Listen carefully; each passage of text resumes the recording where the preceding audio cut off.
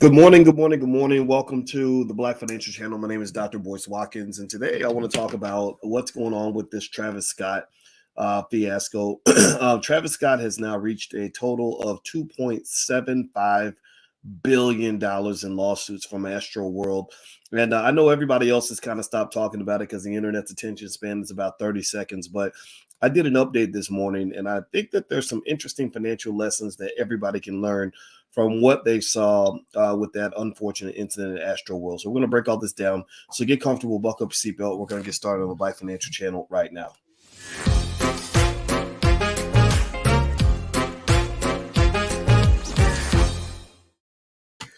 Hello, how you doing? My name is Dr. Boyce Watkins. Welcome to the Black Financial Channel. That's theblackfinancialchannel.com.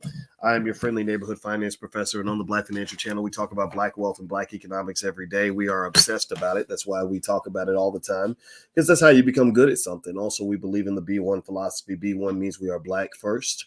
You don't have to be Black to be here, but you have to understand that our goal as Black people is to close the wealth gap by understanding economics as well as we can. And so also a B1 means that we must be one to be successful. So if you agree with the B1 philosophy, put a hashtag B and the number 1 in the chat, hashtag B1. So I see greetings from Denmark. Well, greetings to you also. Actually, I have a family member. Someone in my family is actually from Denmark. It's a white boy that one of the that someone in my family married, and actually he's actually a really nice guy. And so people think, well, what do you think about having a white guy in your family? And I'm like, well, first of all, I can't choose who my relatives marry. But then number two, it's not about being around other people that bothers me. It's when I am forced to submit to you that bothers me, right? So having a white man work for me is not a problem, but when I have to work for him, then that's an issue. So there you go. As long as I get to be the boss, and he knew who the boss was in the family, he's welcome in. He's actually a good dude. So anyway, shout out to Denmark. I plan to go visit at some point in the near future. With that being said, let's talk about the Travis Scott thing. I was interested. I woke up this morning just thinking about whatever, and I decided, I said, what's going on with the Travis Scott thing, right? Because the internet's funny. The internet will remember things for about 2 days. Like you'll be the hottest topic in the world for about 2 days, and then suddenly like people just forget. Like suddenly everything just goes away, right? And I thought about that, and I said, man, we had Travis Scott and all those people that died at the Travis Scott Astroworld concert, right? And then you had and then that went away, right? Then young Dolph dies, right? Guy gets killed, and that's big for about 2 days. And then that kind of goes away. And so I find that really interesting how the internet's attention span is so short. So I decided that, again, in just the tradition of going against the grain, that, I would actually not do that, right? I don't want to do that. I don't want to just talk about it for 2 days and move on. I want to see how it plays out. So sometimes I'll go look up something that people were talking about 2 or 3 weeks ago and say, what's the update? And so here's an update on the Travis Scott Astroworld fiasco. Now, assume you know what happened. Give me a yes if you know what happened. Give me a yes if you followed the story at any level. Give me a yes to the chat if you were even curious about how it's playing out. So here's the deal. As of right now, Travis he's dealing with approximately $2.75 billion worth of lawsuits, $2.75 billion worth of lawsuits. Now, from a financial standpoint, Travis Scott's net worth, if you Google it, I don't know. I mean, sometimes Googling net worth works, but sometimes it doesn't. Like there are people who Google my net worth and stuff, and those people don't know me. So just stop it. Those people don't know nothing about my life. But literally, I was very surprised to find out that my net worth was on Celebrity Net Worth. But literally, these are websites where people just make up numbers because they know people are going to Google this stuff. So if you look up Travis Scott net worth, and for what it's worth, they claim, let's see here, that his net worth is $60 million. $60 million ain't shit when you're going up against $2.75 billion worth of lawsuits. 60 million is nothing. That's like, I mean, imagine if you make 60,000. No, sorry, scratch that. Let's say that you have $60,000 in your savings account and you get sued for $2.75 million. That's the equivalent. That's the comparison, right? I got 60 grand.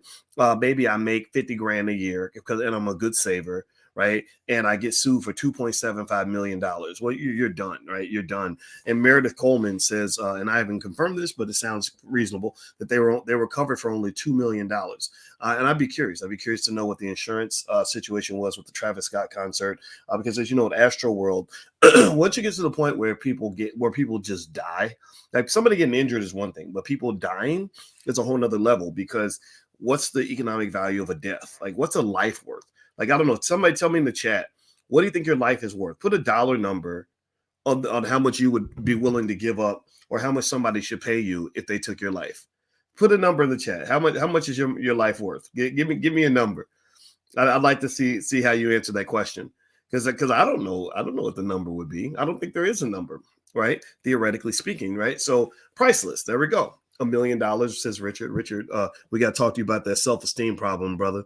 I think your life, Richard, is worth more than $1 million. Van Frank says 10 million. Okay, that's more reasonable. Casey Moore says priceless. All right, and so here's the deal.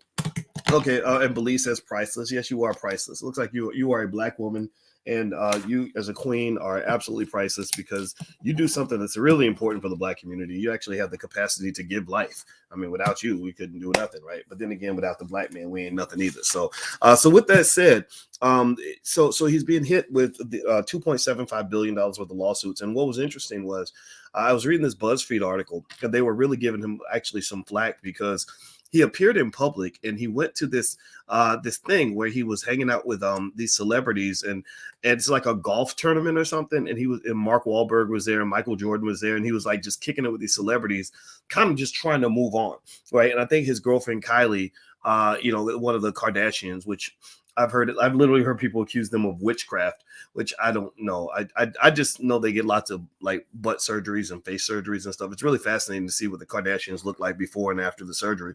But she was taking some pictures of herself with all these lavish Christmas decorations in her house, and that got a lot of criticism for good reason, because this stuff is not over. But I think they're trying to just sort of move the narrative forward. They're like, look, we're on to the next one, on to the next one. And I think that works in most situations where people don't actually die.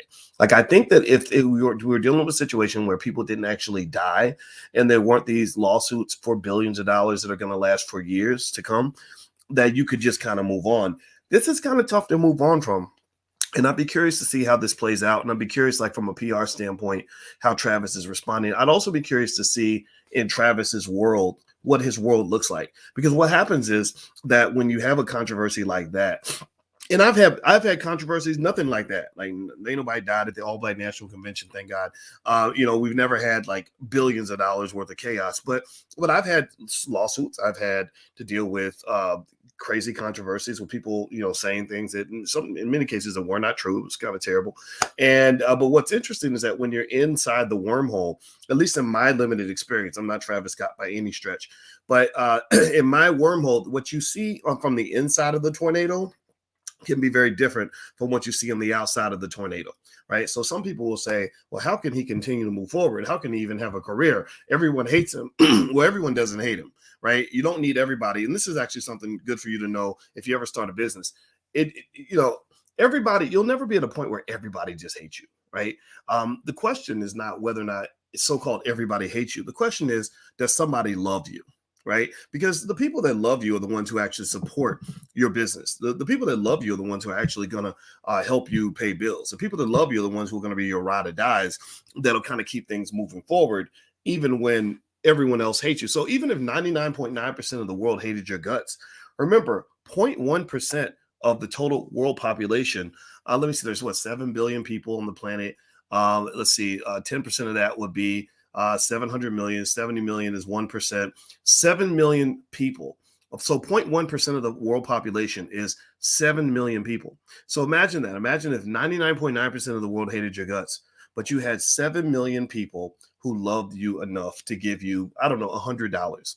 Well, that's $700 million. You follow what I'm saying? So this is maybe a little business tidbit, a little business game for anybody out here.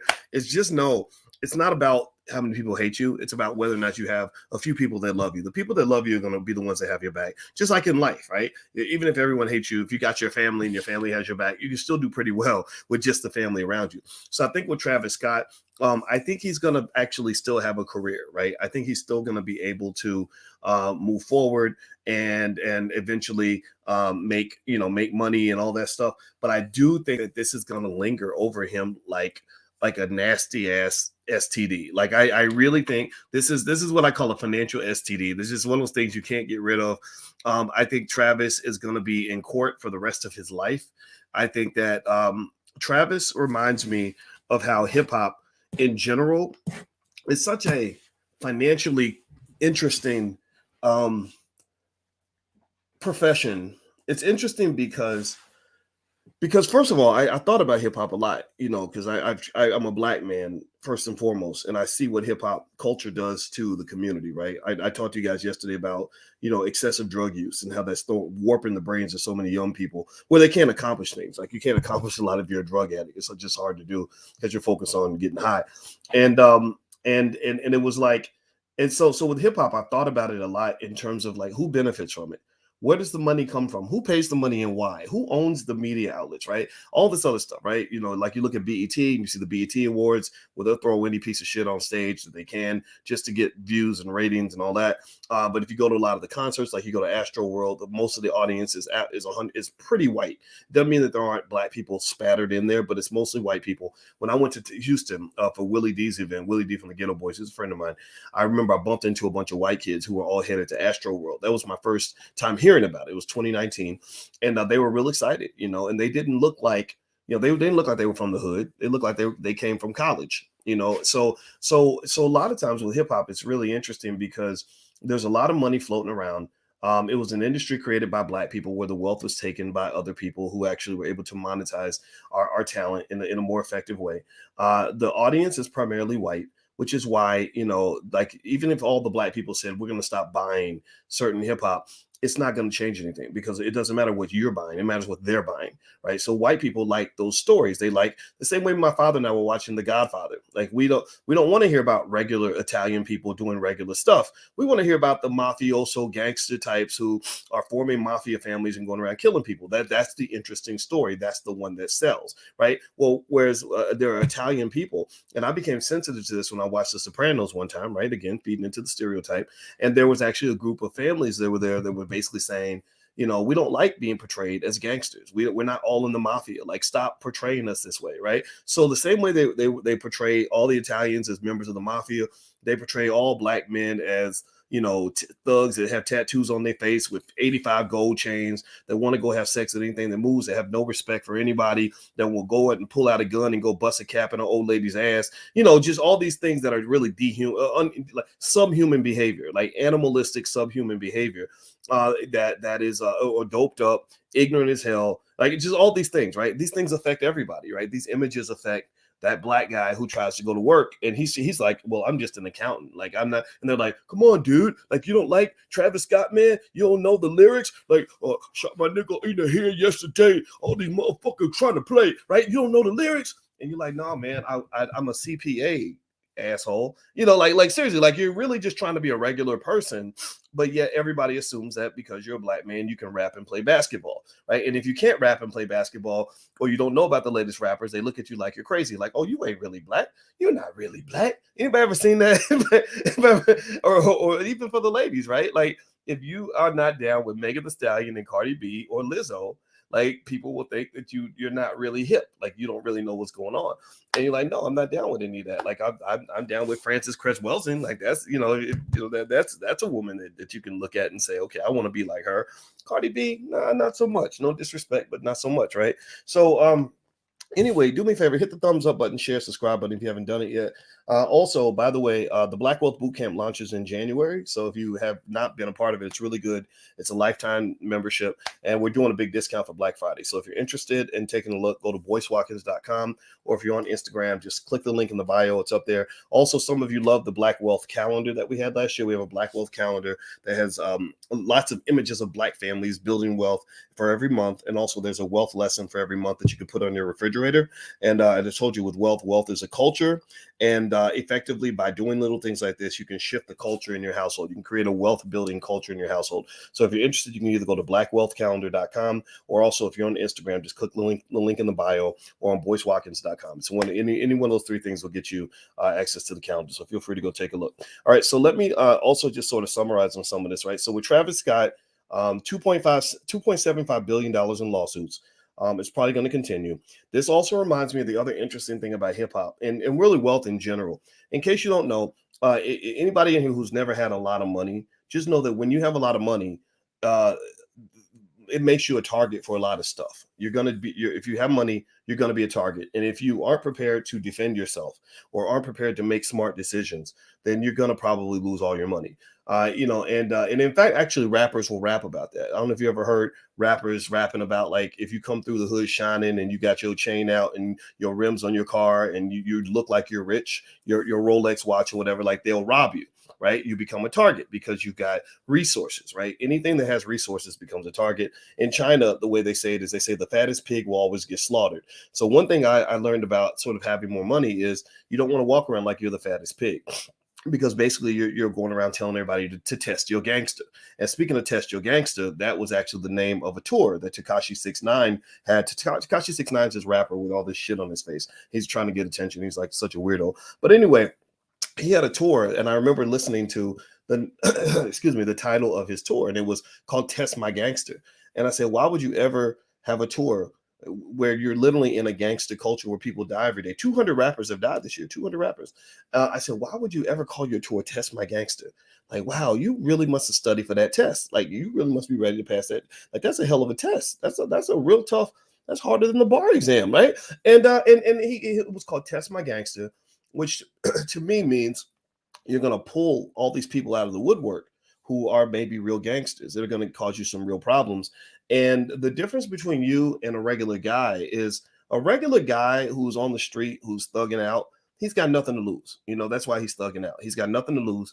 But you have a lot to lose. You've got millions of dollars on the line. You've got people that you're feeding. You've got a whole community that needs you to, needs your financial support. Like, typically that's what happens. You build this entourage of people around you that depend on you. So this, even just that basic idea of saying test my gangster, is from a risk standpoint a very awkward thing to say. I feel like Tupac had that approach, and you saw what happened with him. I think with Young Dolph, when I saw him, I was kind of like, huh, you got a lot of people out there trying to collect debts on you, so to speak, if you know what I mean. A lot of people trying to settle scores.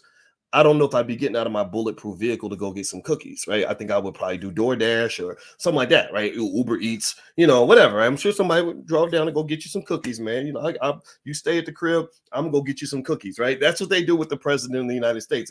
If President Biden or Trump or Obama said, I'm gonna go down and I want to test my gangster by going to the hood and getting some cookies, they would say, no, sir, let us go get your cookies, or we'll make your cookies in the White House because we need you to be safe, right? So ultimately, I would encourage everybody to understand that even on a basic microcosmic level, talking about you and your life, the more you kind of have these so-called come-ups, and the more you're doing, the better you're going to do financially, which all of you are, because you're wealth builders. That's why you're here. You think differently. That's why not everybody follows me. Some people get pissed off and they leave, and that's fine. But you stayed because you're different, right? So as you have your come up, just know that people will not see you the same. When you get more money, people will not see you the same. You'll see yourself the same, and you'll want to be the same. You'll say, well, I want to keep it real. I want to still be myself. I don't want to change nothing. Well, you better change something. Excuse my French. You better change something. You better change something. If you don't change, but your world changes, if you don't change and your circumstances change, then that's a problem. That's a problem. If I go to church in the morning and I play for the Buffalo Bills and I'm gonna be in a football game, if I'm at church at 10 o'clock and I'm on the football field at 2 o'clock, I better change my uniform. I can't show up to the football game wearing church clothes. I can't, when they hike the ball, I can't get on my knees and pray and say, well, I ain't gonna change. I'm gonna keep doing what I've been doing. I'm gonna keep it real. I'm gonna keep it like I've been. No. You must always be aware of your circumstances, because now you're facing a different situation with different threats, right? Different opportunities, different possibilities, different scenarios, right? So as you go through your life, as your situation evolves, your actions must evolve. You must look at people differently. You have to process things differently. You have to take risks differently. And I think the big challenge for rappers, and I think about this with Travis Scott, is that rappers are rewarded for keeping it real, right? For keeping it grimy, I'm still the same old thug I always was, still the same OG. I'll still roll through the hood with a brick of cocaine and a shotgun, and and it's kind of it's unfortunate because what happens is that rappers become like the easiest targets in the world. Like for the feds just listen to your music, and when you're rapping about the guy you shot last week, or you're rapping about all the dope and the guns you have in the studio, well, they're sitting there they're taking notes. They always been taking notes on black people. They're going all the way back to the 1950s when Malcolm X when they were plotting the assassination of Malcolm X. They were taking notes on Negroes, right? They've been doing that, right? So they're taking notes. Okay, in the studio with meth and weed and got the hookers on deck and got the AKs and shot Billy on 87th Street, right? Seriously, and they're taking notes on this, and it makes them easy targets. Also, another type of target that you become is similar to what happened with Travis Scott. Now, with these lawsuits, lawyers are really good at smelling money. Like lawyers, I have a lot of respect for good lawyers, because lawyers just know how to observe and understand where the money's at. So they just they were like, okay, so people died, and as we mentioned earlier, human life is priceless, right? So okay, so that means I can sue for damn near anything, and any number is justifiable. So I got to pick a big one to scare the shit out of people, so they'll settle and write me a big check. And then they're like, okay, who do we sue? Well, let's see, we're going to sue Drake, because Drake. Well, why Drake? Drake what did he do? Well, because he's just rich. So we're going to sue him. We're going to sue Travis. Well, why you sue Travis? Well, because he's rich. We're going to sue Live Nation. We're going to sue NRG. We're going to sue every single person that was involved in this concert on any level, because they have money, right? And so, so being a target is one of those things where if you don't understand that dynamic, then you're going to have a problem. And I think that what's interesting too with Travis Scott is I think that he's going to have some problems with the fact that he's almost rappers are they get a lot of credibility for acting oblivious, like they just don't care about nothing. And I still remember that's what happened when Lil Wayne in 2013. We had a little run in with Lil Wayne. It wasn't nothing too crazy, but he made a lyric about Emmett Till. He's very disrespectful about Emmett Till, and Jesse Jackson's people called me about it, and I was offended too, because I didn't think it was appropriate at all. And we challenged Lil Wayne, and we basically, his world tour got canceled by Mountain Dew, because we put that pressure on Mountain Dew.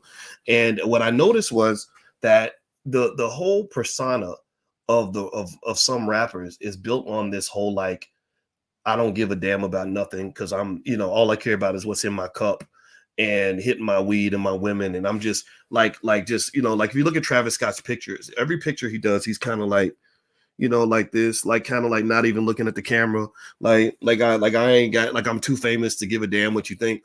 And Lil Wayne kind of has that same thing. Like I'm off getting high. I ain't thinking about you. I don't give nothing about damn about you. So what happened was interesting was it's like when things like that happen, there are people who slap the shit out of them and say, you need to pay attention.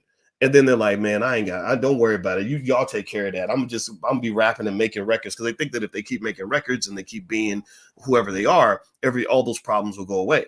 But with Lil Wayne, I remember noticing how at each step of the process, he paid a little more attention, right? When you snatch that Negro's money away, like you take away his millions, suddenly you got all his attention. Suddenly he's in court doing, depositions, and like he's fully alert now, right? And so with Lil Wayne, I remember he didn't pay attention at all. Like he just kind of blew everything off for a minute. And then I said, no, here's what you do. I said, don't go to Lil Wayne, because he's never gonna pay attention. He don't care nothing about black people. Go to Mountain Dew. Mountain Dew's his daddy. The corporation, just make no mistake about it. Rappers don't have any power. Entertainers don't have much power. Entertainers are puppets. I don't want to talk to the puppet. I want to talk to the puppet master. Because you talk to a puppet is going to do what some of these rappers do. Just like what you want. Like the puppet ain't even going to respond, because the puppet has no brain. But if you go, at least not when it comes to really trying to be alert about what's going on, you go to the puppet master, the person who's got their hand up the puppet's ass and who's making the puppet talk. So I said, let's go to the puppet master. I said, let's go to Mountain Dew. And let's talk to Mountain Dew. And we took it to him. We said, look, here's what he said about Emmett Till. This was very disrespectful. you are disrespecting the entire Black community. The Black community is a very forgiving community. Sometimes our self-esteem causes us to let people get away with shit they should never get away with. We're working on that. So people are willing to forgive you for the fact that you're making millions of dollars, presenting a despicable image of the Black man to white people, and we're gonna let you go with that. But when you put our name in your mouth, you need to put it in your mouth respectfully. You have to if you can't say something respectful, then don't say anything at all, right? And so we went straight to Mountain Dew with that, and I noticed that as each stage happened, we got a little bit more of his attention. First, we got no attention. Then we got this stupid apology that was really stupid. No, actually, first the next stage was we got an apology from Epic Records, because Epic Records had executives there that were like, okay, we see the severity of the situation. This is not appropriate. They took the lyric out of the song or whatever. And then shout out to Emmett Till's family, actually, because they wanted to continue pushing forward. They actually kept calling me, and I was like, okay, well, let's keep trying. So the next stage was Lil Wayne issued a statement of apology, right? And I said, oh, somebody got to him. But the thing was, the statement was not written by him. I said, this was not written by him. It was all like, it looked like it was written by some Jewish kid at Harvard. I want to sincerely apologize for all the fans I might have affected. Sometimes as an artist, you express yourself in creative ways and you don't understand the implications of your actions. I'm like, nah, that ain't. Lil Wayne didn't write that shit. So then the next day, so the pressure kept coming. Right. And Mountain Dew was getting contacted and dealt with. And then Mountain Dew, somebody picked up the phone and said, you're about to lose your $20 million or whatever you're going to get for your world tour. Then you started seeing him apologize on stage. And I said, see, now you're the hit dog always hollers. Now you see progress is being made, because now he's on stage apologizing. And then he started doing, you know how Negroes do when you take them out at the knees, right? They do the apology tour. They don't just apologize once. If you remember when Snoop Dogg got into his little situation, he didn't apologize once to Gayle King. He didn't apologize twice. He apologized like 3 or 4 times, right? And that over apologizing, like the Nick Cannon-ish type situation where you're apologizing and apologizing, that to me translates to somebody got to your money and you are begging for your way back into Mass's house. And so he apologized on stage, and then he apologized on stage again. Then finally he issued a statement that had enough broken English to let me know that he probably actually did write this, right? Because they wanted to appear more authentic. And at that point I was kind of okay with that, right? But Mountain Dew wasn't. Mountain Dew actually cut the world tour. And it was complex, right? Because I got a lot of feedback from people that said, oh man, why you hating? Why you hating? You taking a Black man's money. You cutting into a Black man's money. I'm like, no, yeah, but you hating on the whole damn community when you are supporting this idea that that the Black man should be presented and sold to the world as a complete buffoon. You're hating on the Black community when you think it's okay for an artist.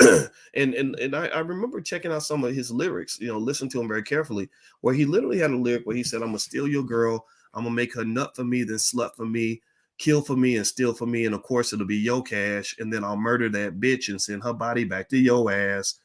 And I said, so you have, you think that because you think money, don't understand, nobody knows money. Very few people understand money better than I do.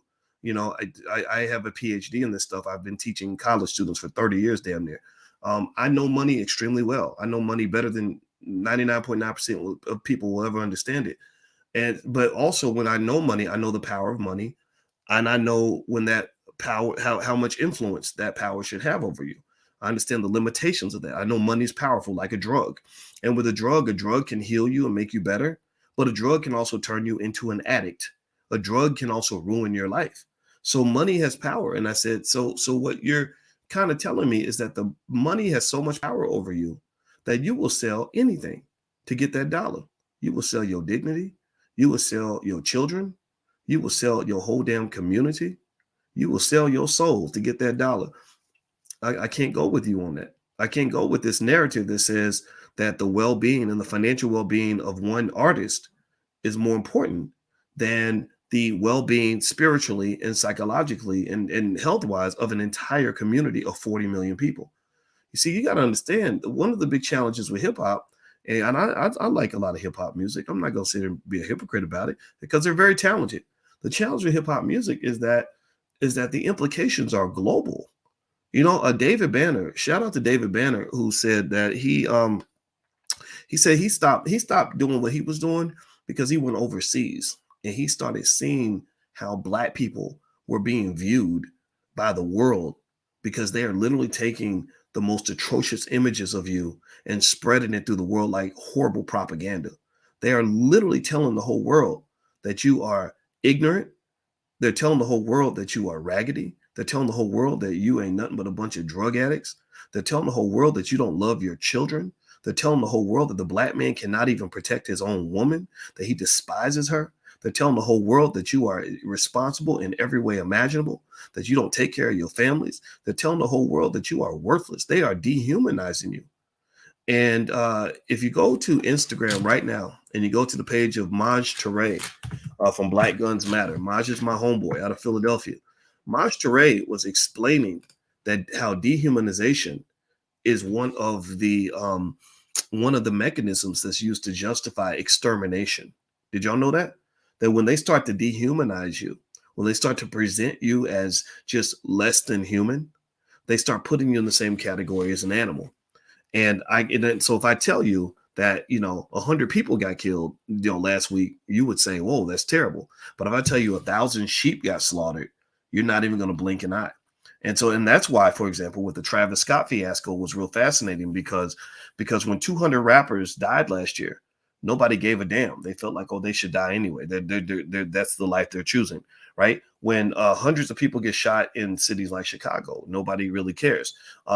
Just the other day, I read a story about a mother of six who was murdered in Chicago on the same block that her son had just been killed a week before, right? None of this made national news. None of this made the headlines. Nobody's talking about any of this. But when 8 or 9 college students get killed, pay attention now, 8 or 9 college students die at a Travis Scott concert.